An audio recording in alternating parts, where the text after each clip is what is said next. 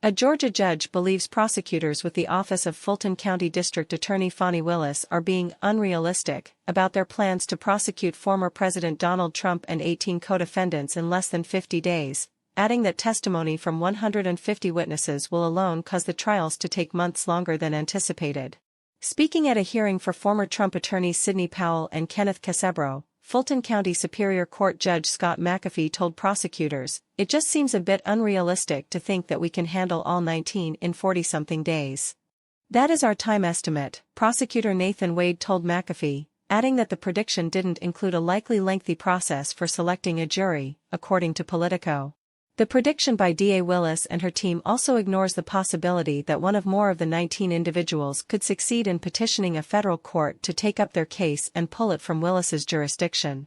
A federal judge held a hearing last week where former White House Chief of Staff Mark Meadows made his case that the alleged transgressions occurred in the performance of his duties as a federal employee, thereby negating DA Willis's ability to prosecute. It could potentially even be a 6-month turnaround just for the 11th Circuit to come up with a decision, said McAfee, referring to the Atlanta-based federal appeals court that would handle such appeals.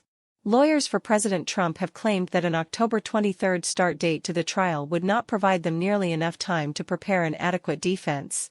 However, defendants like Powell and Casebro are entitled to start their cases in October, which they have asked for the court to do.